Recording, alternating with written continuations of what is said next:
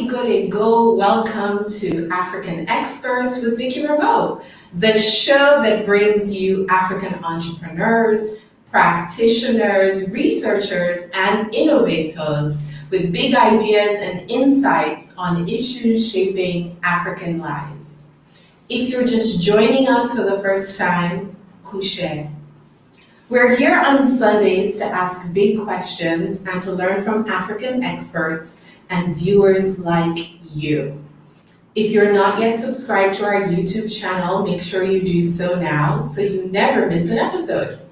Quick reminder, before we dive into this week's conversation, here are a couple things to remember. This is a live discussion. Should we lose internet connectivity because I'm broadcasting from West Africa, or lose electricity also because I'm broadcasting from West Africa? Please don't leave, as we will be right back. I invite you to share your thoughts and engage with each other in the comments, and also to ask questions which we will answer at the end of the show. Also, as you're watching right now, please share this broadcast so more people will join the conversation. Today, we are discussing wellness, somatic coaching, and entrepreneurship.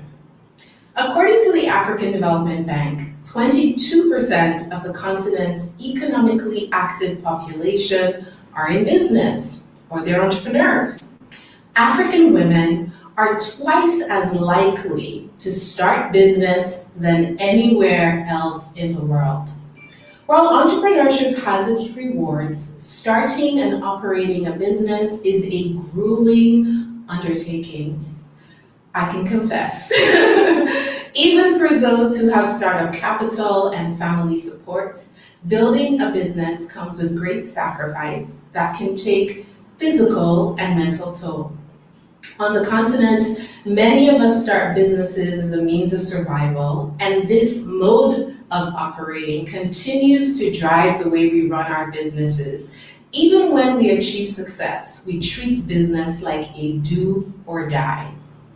With so much at stake for African entrepreneurs, especially during the kind of crisis that the pandemic has brought on, how can we find a healthy balance between growing sustainable businesses and personal well-being? Our next guest is a social worker and somatic wellness expert who believes that through coaching, high-achieving entrepreneurs, like moi, can optimize their wellness to get to a place of mastery where joy, yes, joy, is a natural part of the entrepreneurial journey. I'm inviting you to lean in for this conversation so that Africans at home and in the diaspora can reimagine success from a place of holistic wellness. Before we meet our guests, here's a word from our sponsor.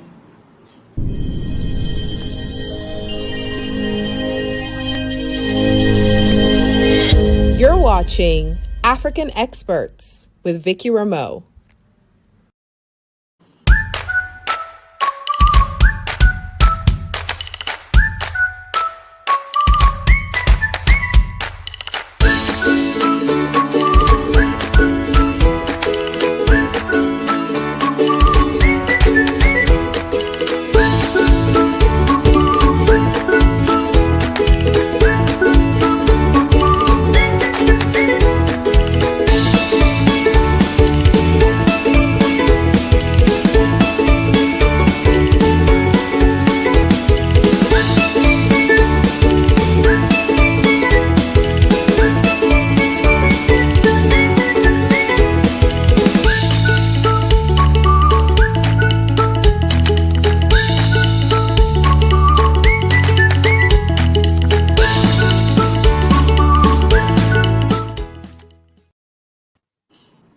Welcome back.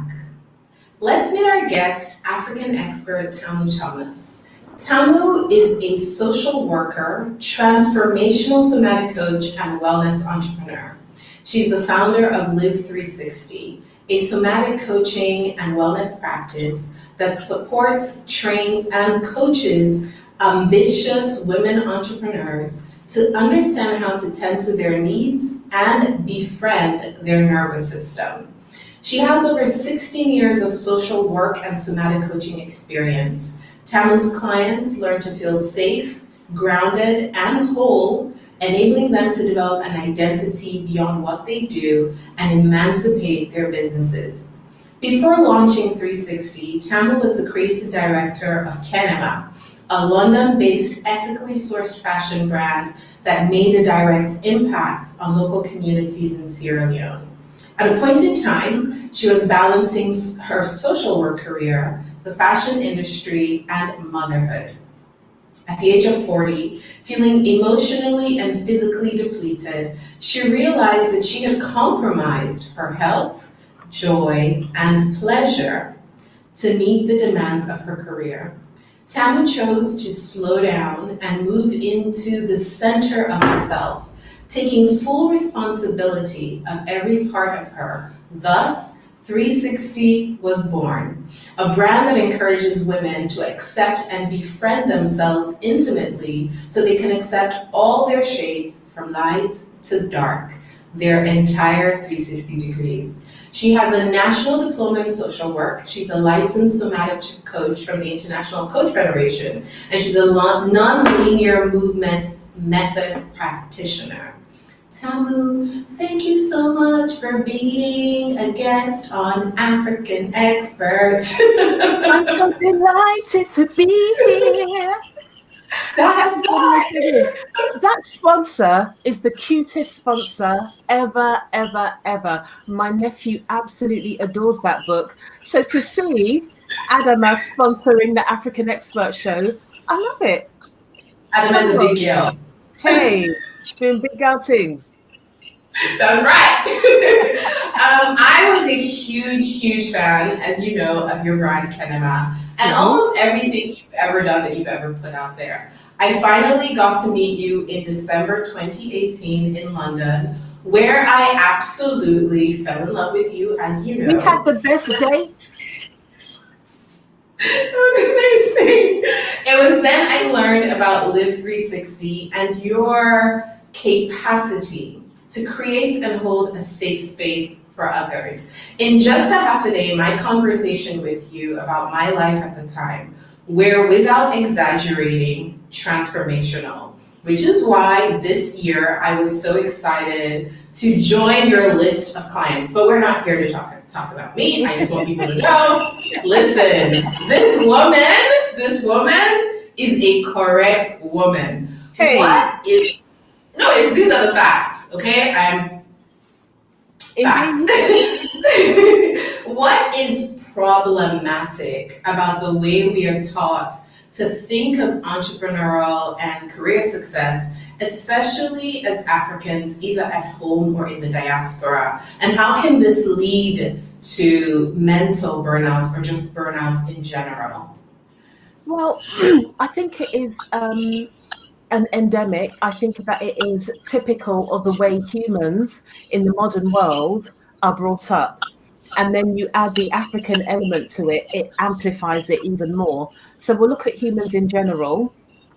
As a species, productivity, being able to work, being able to identify what you need to do to have what you need to have, has enabled us to be the most dominant species on this planet. I wouldn't say that we're doing too well with how we're dominating the planet, but it enabled us to be the most dominant species on the planet.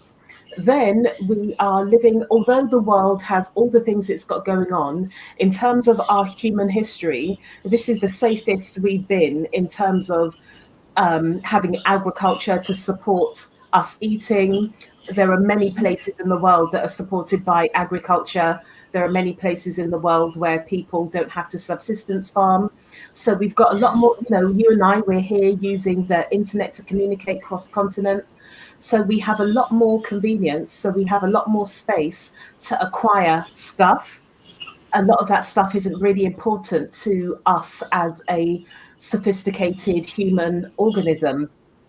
And then, so we're trained from very young. Even if you think, I use this example quite often, but even if you think about things like when we teach children how to use the potty, how to go to the toilet for themselves, We celebrate, yay! You know how to go to the toilet for yourself, well done. The moment they can actually do it independently and they don't need your support to do it anymore, when they say they need to go to the toilet, invariably, one of the first things an adult will ask them is, can they wait?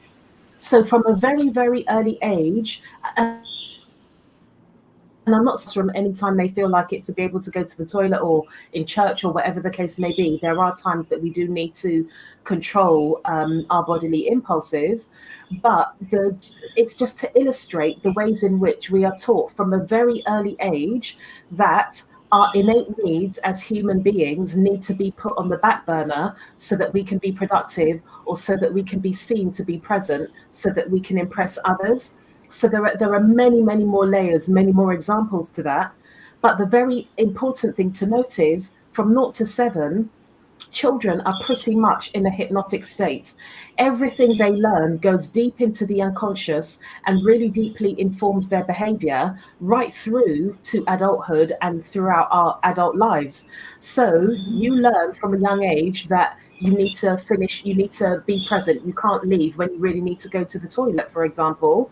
Then that transfers into adults who sit at their desk wiggling and writhing. I've got to write one more sentence, I've got to write one more paragraph, I've got to finish this thing because this idea is going to go, rather than writing a bullet point, going to relieve yourself and then coming back.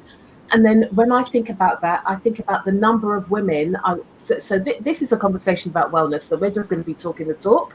But there are a number of women that I work with who will say things like they don't have a bowel movement. They've got so used to holding that sometimes they go 2 days without a bowel movement. Why haven't they gone? Because they're too busy.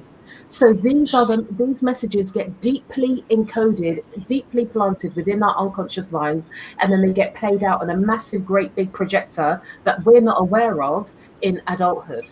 So these are all the ways we learn not to look after ourselves in order to be productive. Then you add the cultural element, especially if there are layers and there are all cultures will relate to this. But when you are a Black person, and then when you are a brown person, and I would say definitely for Black people, people of African origin, whether that is your African Caribbean, African American, you're an African within the diaspora, or living in Africa, we have the additional layer of being seen to be lazy, not as clever as other people, dependent, etc. So when you come from a background that is relatively middle class, or a background where there are very middle class aspirations, you then have the extra layer of having to prove yourself and having to be one of the people that transcends your race. You're one of the good ones. You're one of the ones that almost like a model minority vibe, so that you can be accepted, so that you can assimilate into European culture. So then we have that on top of it, which means then that we are depleting ourselves. And if you Google racial weathering, you will see that as a race, Black people have a tendency to externally look younger than many of our other brothers and sisters, because we are one human race.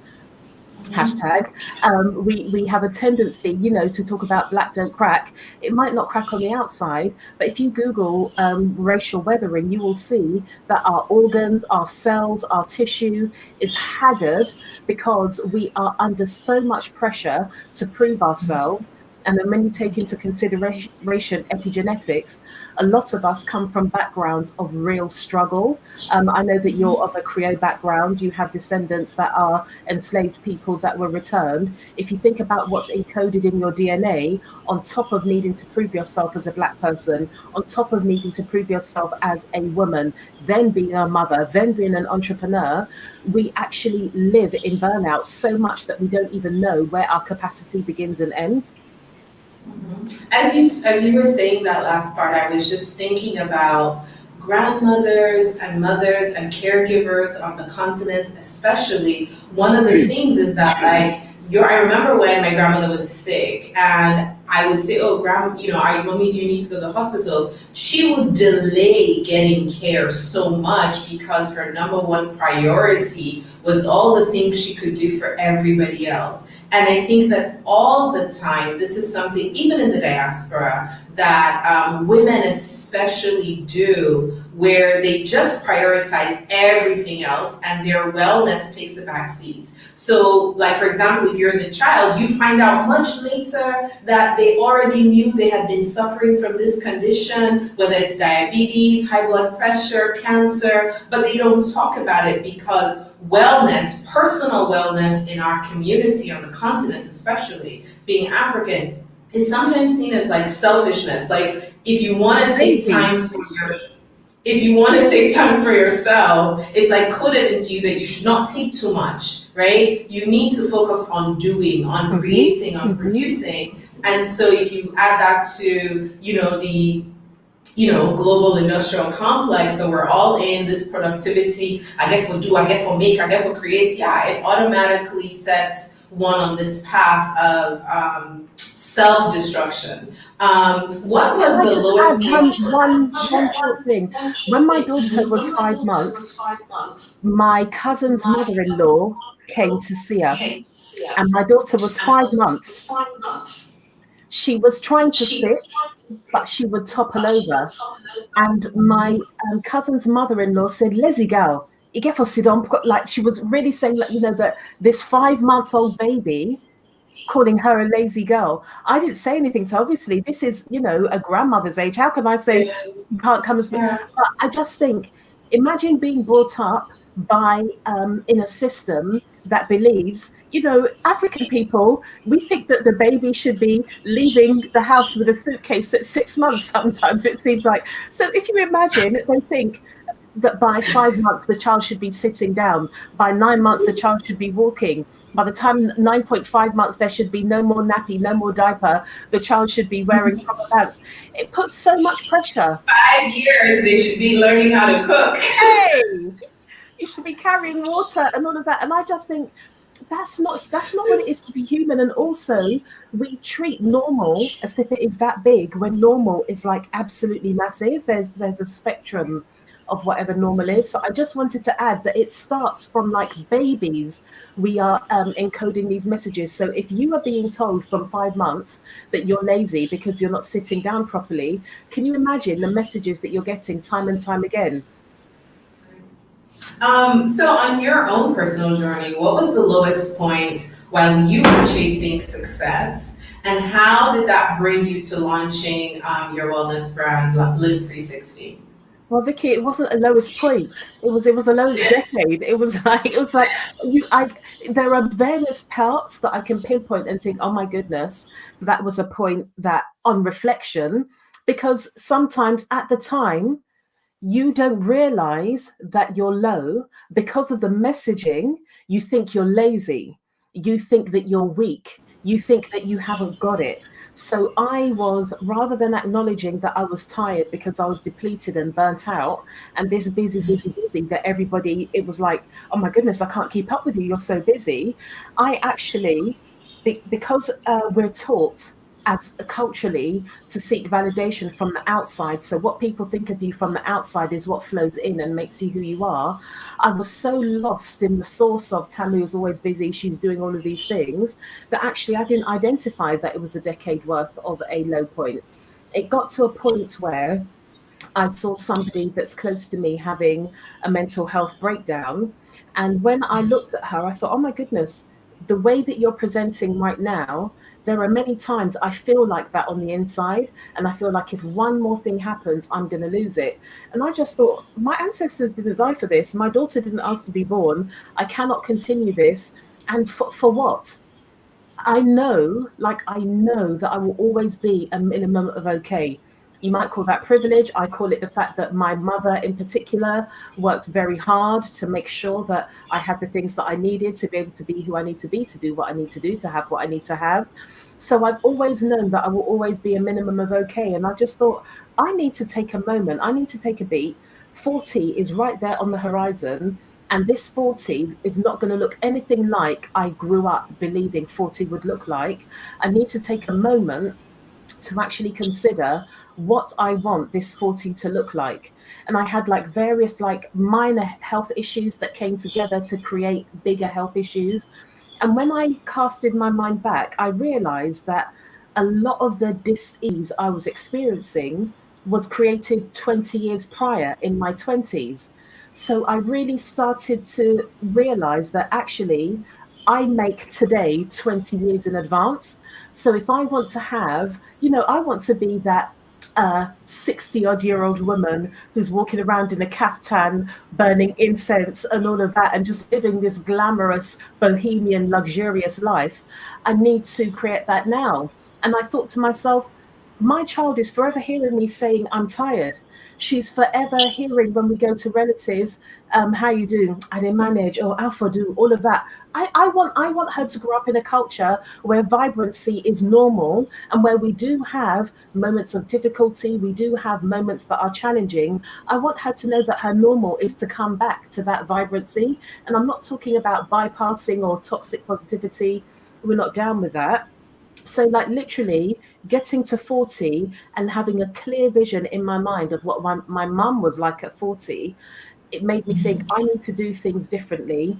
Social work was not working for me. It was absolutely a depleting profession, partly because of how it is and how underfunded it is, and partly because of my cultural conditioning and the way I operated, the way I worked. Believing that I had to be better than the best of the best, which meant that I wasn't really being the best. I was being average because I was so busy trying to be the best at everything. That's not balance. Harmony means that sometimes this will be really fantastic and you'll have to put that on the back burner. But me trying to be everything to everyone all the time was absolutely depleting me. And I thought, you know what? I've got choice, I've got agency. I'm going to look at how I can pull together the things that I really enjoy doing, things that I don't have to be committed for, things that I don't need to be disciplined for, things that I don't need to be productive for, and all of these really capitalistic whipping words we use. I wanted to do things that I'm so passionate about, I'm so pleasured by. It makes me feel so like it really evokes the joy that God gave me when I was incarnated and came to this earth. I wanted to work like that because I know that's sustainable for me and I'll be able to give my best to people. Generosity is one of my number one values, and I don't want to give generosity from a place of I'm being generous to you in order to get something from you. I wanted to work on me being so grounded and so whole that I give to myself first. My cup is full, and what runneth over you can have. If you want it, you want it. If you don't want it, you don't want it. And I just thought I'm not continuing this pattern of grueling work for achievement. I want satisfaction. That's what I want. Girl, hello. Hey, hey. Like, preach, Yeah, and I don't preach. give that satisfaction, and people will hear, well, it's all right for you or whatever. I work hard, but I work hard in a way that brings me maximum pleasure, maximum joy. And when it's not doing that, I start to review and see what needs to change. And I also review how I've been. Am I feeling depleted and run down because I haven't been looking after myself? I use that phrase, emancipate your business, for a very specific reason. There are too many of us that have been conditioned into believing that by doing well at work, we will meet our needs. No, it is our job to meet our needs. When we start to understand what our individual human needs are, and we start to cultivate a culture, an environment of safety that enables us to meet our needs, we then emancipate our business so our business can be the money-making tool that helps us to live the life we want to live, rather than the business being a means for us to prove our value. I was valuable on the day my mum and dad conceived me. I was valuable from then. This job and whether or not, or this business and whether or not you buy from me, has no correlation to my value whatsoever. And when I'm meeting my needs on a regular basis, I am in a space where I feel safe and grounded and whole and creative and expansive. So I'm not leaning on the business to meet my needs. I'm doing that myself. The business, I need to give it the best of me so that it can make money, but the business works for me. I don't work for it. I totally hear you and I can relate. For the entrepreneur who's watching the show today, what self-assessment can they do to see if they are on the path to burnout or depletion? What can they do or check for right now? Well, firstly, I would say if you are actually in a position where you're asking yourself if you are on the path to burnout and depletion, you've already passed burnout and depletion. Because a lot of us, we really don't know our bandwidth. If that is an actual question, you've passed it. If you're feeling tired all the time, if you're drinking coffee throughout the day to keep you going, if you're very irritable, if you are very, very irritable, if you don't know how to ask for help, if you don't know when you need help until the time has gone and you're resenting people because they didn't magically know that you needed help by telepathy, you've already gone past it. If you are not sleeping, what like, I remember years ago, people subscribing to this notion that sleeping is cheating. Sleeping is not cheating. Sleeping is vitality. Sleeping is where we heal, where we repair, where we restore. If you are literally just sleeping for recovery and jumping straight back up again and going back to work, you are not doing yourself any favors. You are making yourself, you're putting yourself in a position where you're forever starting the day at 45% rather than starting at 80% or whatever. So it's about making sure that you are sleeping well, you are eating well, like eating in a manner that nourishes you, not necessarily eating for taste, all that palm oil, all that salt, all those Maggi stock cubes and all of those things. Actually eating food that is vibrant, food that looks like God blessed it. That is what you need to be eating, making sure that you're drinking adequate water. But in terms of a life audit, if you Google human needs, quite often they'll come up with the first thing that will come up with Maslow's hierarchy of needs. And Maslow's hierarchy is a good go-to because even though there have been criticisms of it, there are criticisms for every theory that's out there. It is a very robust structure. So Maslow's hierarchy of needs, the bottom rung is physiological needs, water, food, shelter, etc. And then it is, I've got it right up here, physiological needs, safety needs. So your home, where you're living, your emotional needs, belonging needs, esteem needs. Now, people think about that and they think, I've got a roof over my head, I eat 2-3 meals a day, whatever the case may be. You need to think about this in relation to how you are living and who you want to be.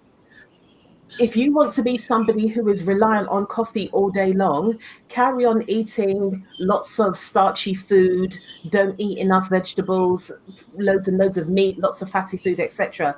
But if you're somebody who is an entrepreneur, you've got responsibility for other people, you actually want to, you want life to see you like this, you want to meet life. It's not just about looking at it on a basic level. It's about making sure your home environment looks the way you need it to look. And I don't mean spending all this money on getting an interior designer. Like, this doesn't have to cost money. You start where you are, you start with what you've got. It's about making sure that your environment is clean and tidy and you have the basic things you need.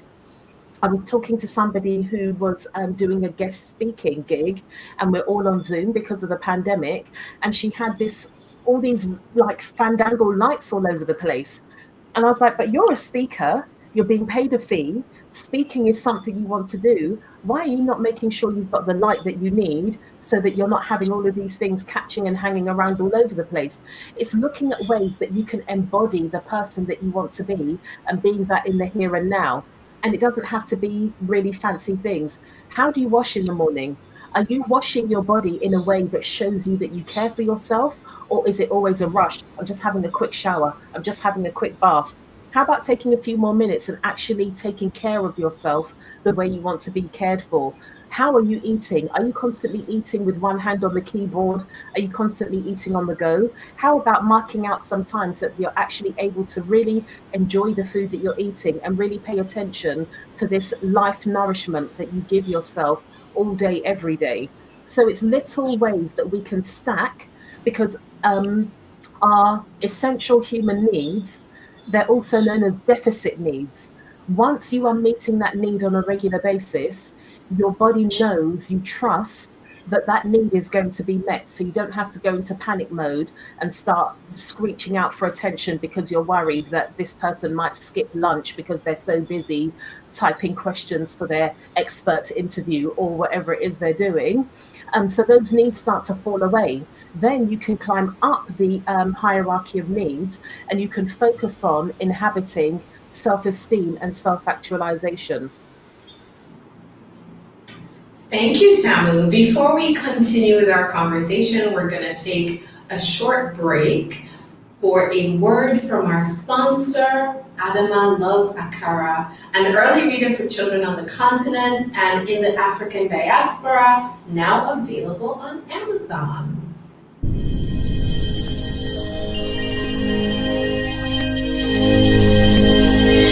You're watching African Experts with Vickie Remoe.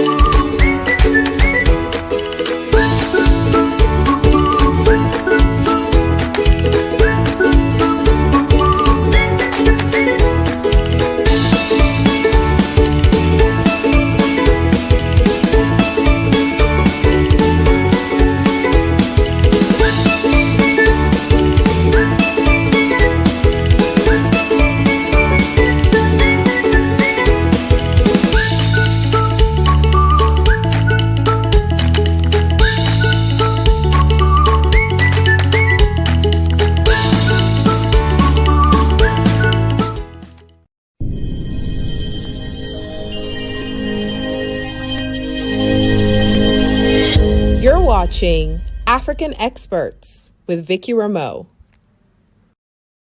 Welcome back to the show. If you're just joining us, you're watching African Experts, and this is a very good time to subscribe to our YouTube channel and to share this broadcast on your feed. With me on the show today is Tamu Thomas, founder of Live 360, a somatic coaching practice for ambitious women entrepreneurs. And we're talking about wellness and entrepreneurship. As entrepreneurs, many of us may not think of coaching at all, or when we do, we think of it as something that's reserved for premium athletes like Serena Williams or Usain Bolt. Tamu, in what ways can high-achieving entrepreneurs benefit from coaching? The coaching relationship can be really beneficial because it helps people to identify things they can't see. I was told not too long ago, you're not supposed to use the word blind spots, but it really helps you identify things that are patterns of behavior that you might not identify. So people will often talk about things like, oh, self-sabotaging behavior and limiting beliefs.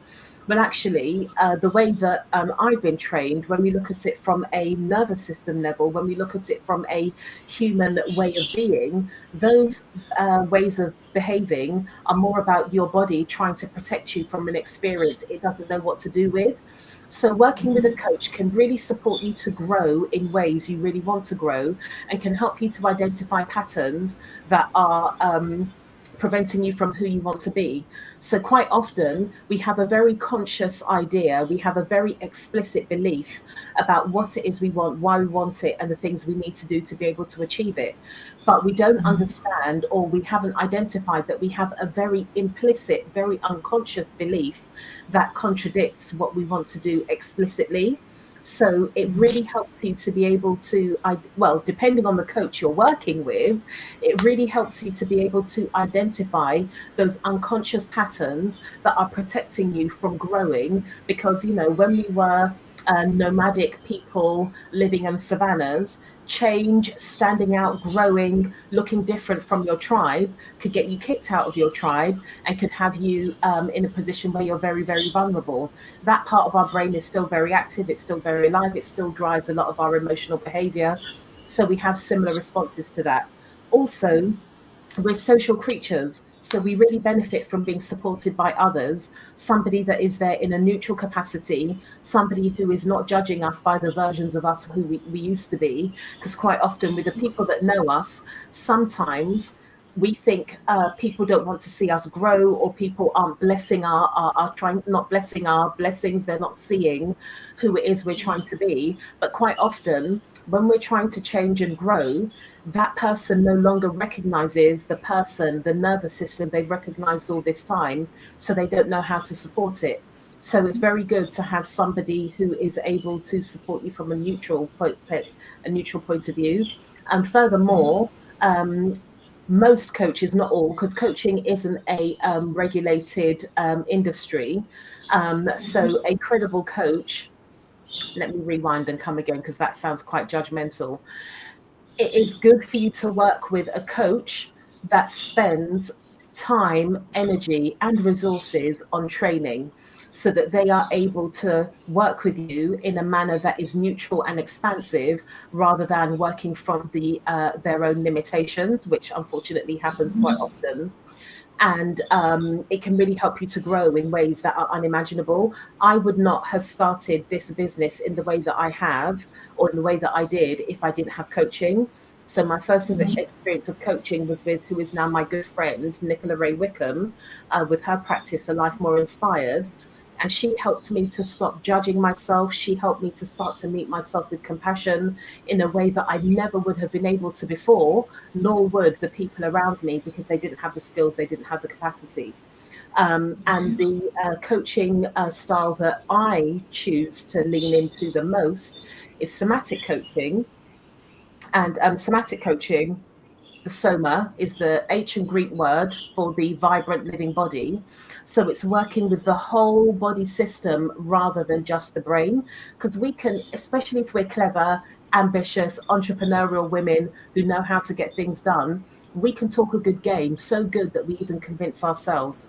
But actually, when we start to take note of our body, when we start to take note of our bodily sensations, so I'm not talking about like body language, because we can learn how to present ourselves in a way that looks and appears to be very confident and grounded, but inside it's a different story. So there are different practices, there are different modalities that are used within the somatic coaching that helps you to actually start to tune in to what your body's saying. And that is where you can really start to alter and create new patterns to disrupt the habitual patterns that are so busy protecting you that they're preventing you from growing.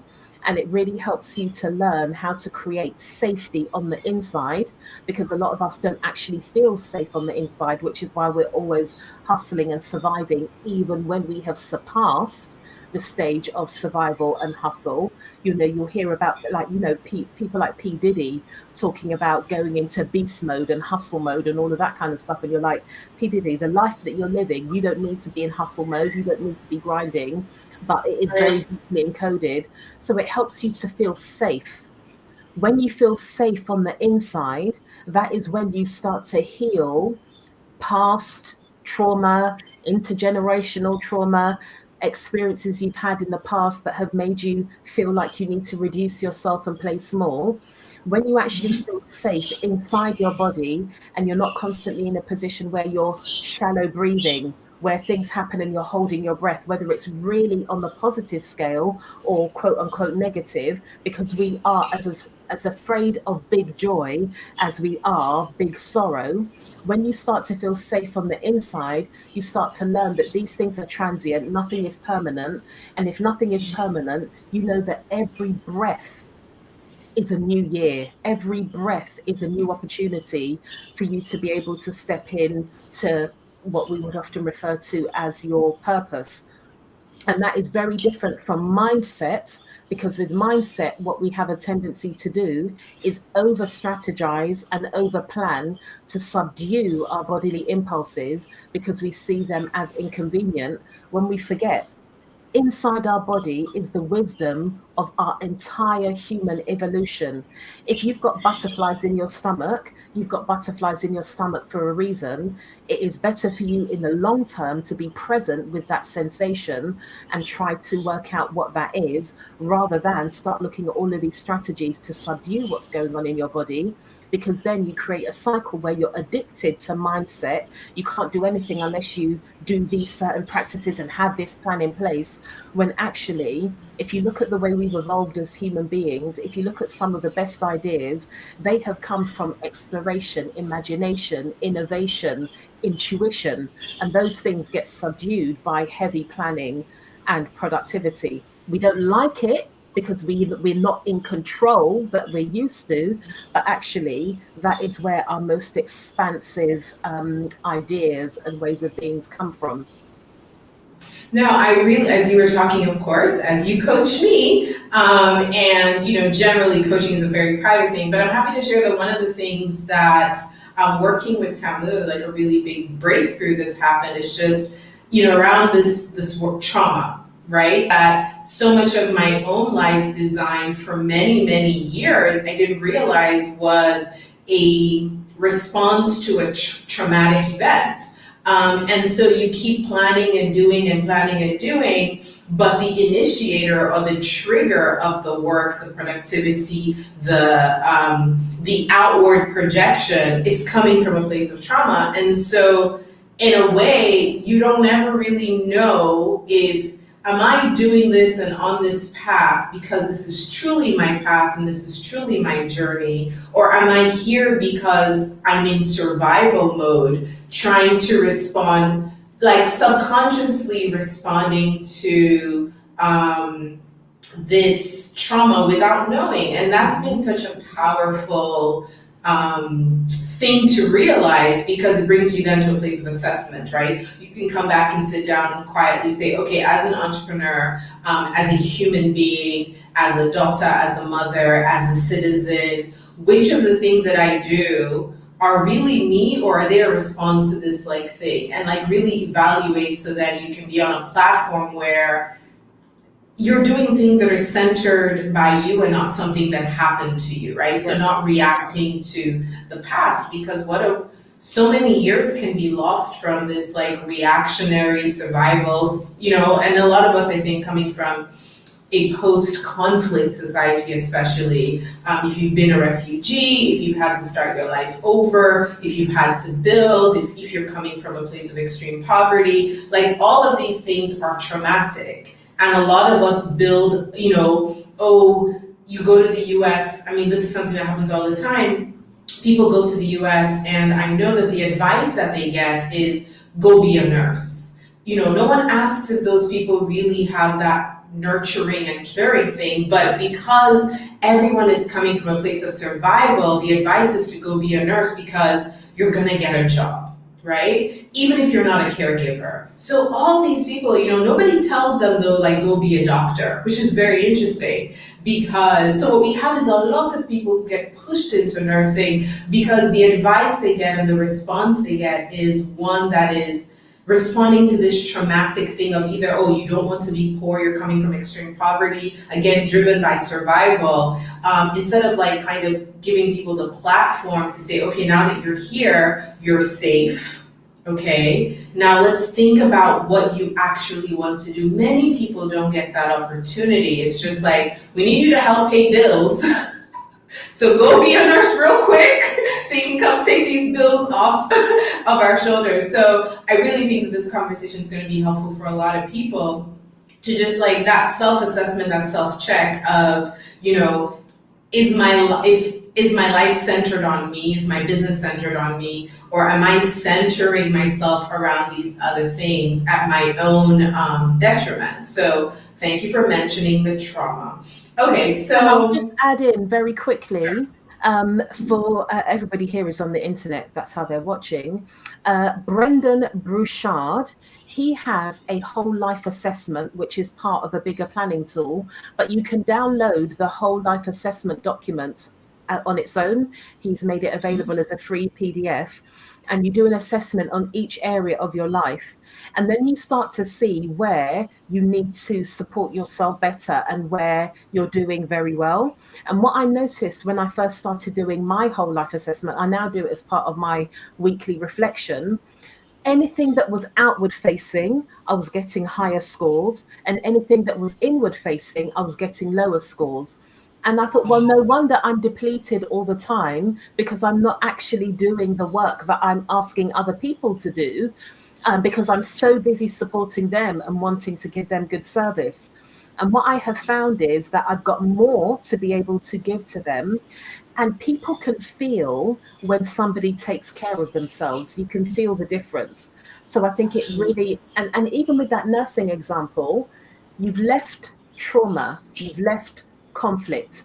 That patterning is so deeply encoded that people are recommending that you go into a profession where you're surrounded by death, illness, and trauma all day long. So you're repeating that cycle, and you could earn good money in many different ways, especially in a world where so much of it is via technology these days. Yeah, and just and the reason why I think of that is also because a lot of the nursing community people who are nursing from our community, the diaspora, their health is always at risk. They're the most unwell because they're, especially in the Sierra Leonean community in the U.S. They're working these shifts. Sometimes some shifts are like 2-day shifts that they just roll over, and you're just going and rolling over, going and rolling over. Those people, they themselves are oftentimes not well, but in their illness, they'll go to work because they're working on their approach to work and success is from a place of survival, right? Yeah. They don't have the emotional and psychological safety to be able to stop, right? To stop, take stock, and really focus on themselves, which is why community is also so important. That, but then when the community around you, your family is also coming from this place of trauma, they tend to like celebrate your overworking. They tend to celebrate the fact that you're not prioritizing your wellness. Oh, you walk this night, you walk, and that just negatively feeds into us putting ourselves again on the back burner. So for everybody who's listening, I hope that, if you know people who are potentially, they look really good on the outside, they work really hard, that maybe you can start holding space for them to basically help them reconsider this hard work. What is the value of it if the cost is one that is deeply personal and is breaking down our wellness? What do you think, Tamu, that entrepreneurs need to change about how they think of wellness, one, and how will this shift positively impact their business? Because again, people are going to be watching this and thinking, so what? I should not be working? What are you saying? People need to make money. Are you telling us we should not be working? Okay, you say that. But what is it we can shift in the way we think about our wellness, and how can that truly transform our businesses, right? Because we're the center. How can that shift transform our business? Number one, you need to define what wellness is for yourself. And that takes trial and error. There are lots of people that will talk about meditation, for example. For me, I haven't really been able to get on with meditation. For me, a meditative practice is going for a walk. Like, I love staring at the sky. I just think the fact that we live on this huge rock that's floating around in big black space, and we have different color sunsets, we have clouds, we have blue sky, we have rain, all of that, I find it fascinating. So that for me is more helpful than me sitting down trying to meditate. But it's about so first of all, it's about working out what wellness is for you. There's a lot of wellness that we see on social media. There's a lot of wellness that we read. A lot of the wellness is coming from a very American lens that may not be appropriate for you where you are in your life. There's a lot of stuff that is very American, and me here as a first generation British person, me here, I can be very much like, oh gosh, that is so American. So you have to work out what suits you. And one of the things that I really advocate for is to look at the ordinary things you do throughout your day and see how you can make that more grounded, more centered, more of a wellness experience. So I will talk all the time about washing in a manner that's mindful, taking a bit longer to wash your body, actually feeling how it feels as you're washing your body, as your skin connects with your skin, taking a moment to thank your body, to appreciate your body. It really has a huge impact. And these are things that we will want to flick away, because I'm not saying to you, do this, do that, and then you'll be making 100K a year. It's not as attractive, it's not as sexy. But if we have these foundations in place, we start to feel safe and we start to expand beyond the very limited ideas we have for success. What I would say to people is, you get to transform from working really hard to working smart. Vickie, whenever it was, last month, I was looking at some journals and some things that I'd completed about where I was in business January last year. I was overcome with emotion because January 2020, and we're in a pandemic, it's obliterated so many people. And I'm not saying this to show off or anything like that, it's to demonstrate what is possible.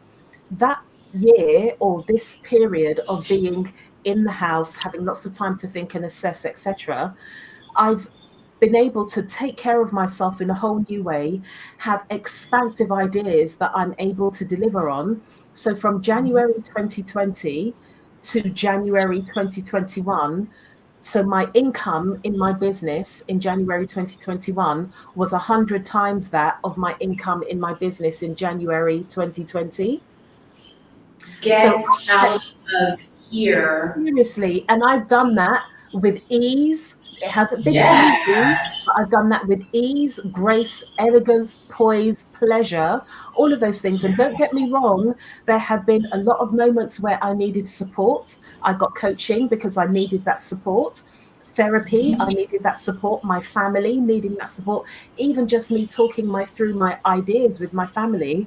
But most of all, me tuning in. What feels good? And I don't mean that good where we're cutting corners. What feels good that's going to make me like really tim up? You know, what's going to make me feel really, really good inside? Exactly. Yes. Come on. Like, what's going to make me feel like that? And I very quickly realized that my financial target for 2021, I'm going to surpass it before June. So now I have to adjust that target to be able to. So what I am talking about, it is so easy to dismiss, but what I am talking about is creating a really strong, malleable, nurtured foundation so that you're making choices. You're not operating in a protective way because you're scared. If I don't do this, I'm not going to be able to do that. If I don't do this, I'm not going to be able to do that. The people that I'm not speaking to everyone because there are people that are genuinely in survival. But if you are earning above the national average for the country you're residing in, it's about really taking stock and looking at what you're doing, seeing where your money is leaking, where your energy is leaking. When you plug those leaks, you have a lot more space to do things. Vickie, I can tell you to a T what it costs to run my business, what it costs to run my household, because having that information helps me to know what I need to do, who I need to be to create the income I want to create, not what I need to create, what I want to create. And that I don't have any shame in that whatsoever. When I'm saying that I want to be making Oprah money, I want to be making Oprah money because I know the impact I'm going to have on the world is going to be even more expansive than what I've done thus far. So before you go out and hustle, think, well, what do I need? Before you go out and do this thing, or this thing is going to make me look impressive, actually, what that is saying is you don't see yourself as impressive. Work on that first. Oh, this thing is going to make me look really valuable. This thing, people are going to see how serious I am. Actually, turn that mirror the other way. What you're saying to yourself is, I don't see myself as serious. So start to take yourself seriously. I don't see myself as valuable, so I'm out here hustling so that I can have the latest car, I can have the best lawn on my road and all of that. Usually it's an indication that you're not treating yourself that way on the inside. Absolutely.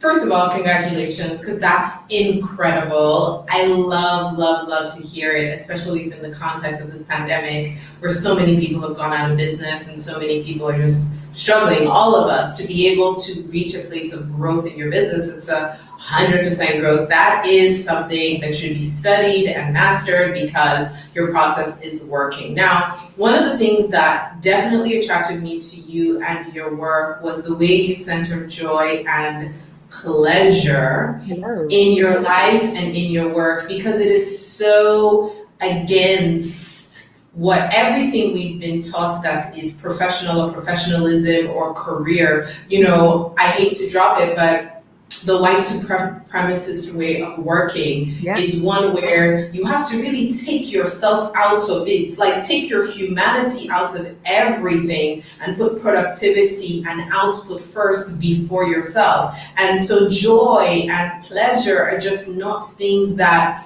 it's like they're supposed to be mutually exclusive, right? It's like joy and pleasure and work and productivity and business and entrepreneurial growth. It's like you have seriousness, yes, and tightness and just this thing, this a different kind of existence that really is unnatural and also very anti-African, because when an African person is doing well, when even when African people are laboring in the fields as farmers, we are singing and we are dancing. There is joy in our labor. But as you kind of transfer into these Western cultures and like Western style professionalism, white supremacist way of work, people like what we're coded and taught is to let go of all of that and become this like, put your glasses here and like don't sanitized version. Yes, like that's that sanitary style is what professionalism. It's not who we are, and it doesn't mean that productivity and success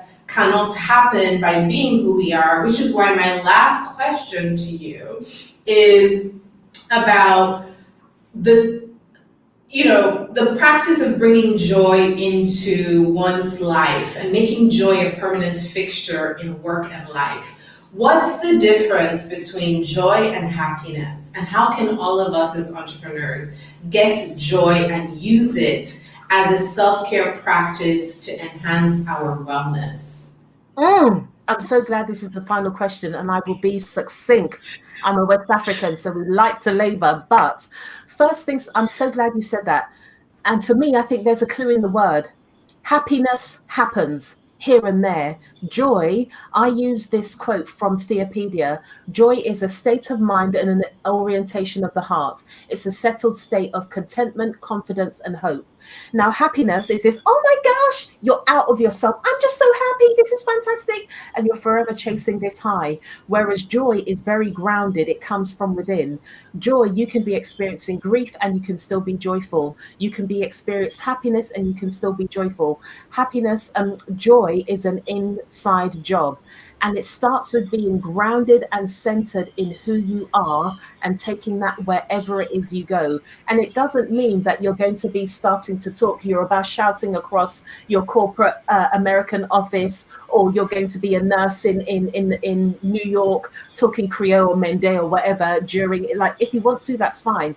But it's about allowing yourself to be seen. It's about showing who you are so that people can meet who you are and meet you truthfully, rather than you forever ducking and diving in this fake persona, because this persona depletes our energy and we're wasting a lot of time playing a game. If we show who we are in the first place, people take it or leave it. We have choice. We have agency. We don't have to be putting up with nonsense where we can't be who we are, because there are other places where we can go, especially in our own business. This is your business. You don't have to be playing games. There are plenty of, I believe, there are plenty of customers out there. You've got to work out who's the customer for you. If you tell me that I can't make jokes in my presentation, that I don't want the job. It's as simple as that. If I cannot reference 90s R&B, I don't want it. And I always tell people, if it means I can't twerk on the gram, it ain't the work for me. It ain't the job for me, because that's my joy practice. This African woman must dance. You cannot take the dance if I have to stop dancing in order to get the... It's not going to work. No way. Thank you so much for coming on the show. This has been such a gift, and I hope that the audience has enjoyed themselves. We're not even going to go to commercial break because we don't want to go over time. Of course, whenever you're talking to a friend, it's always so easy for these conversations to go beyond.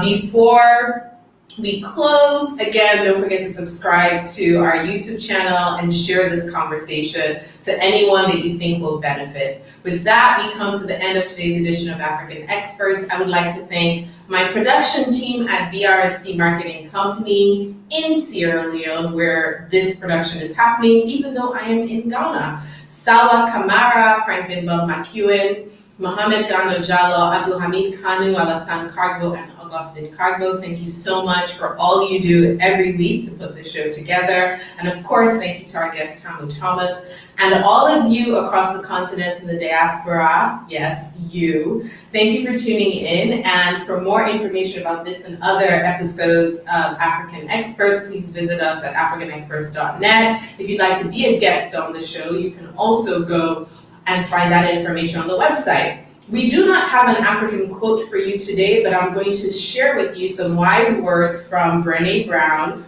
who is someone that Tamu is a very big fan of and I'm now a Brené Brown convert.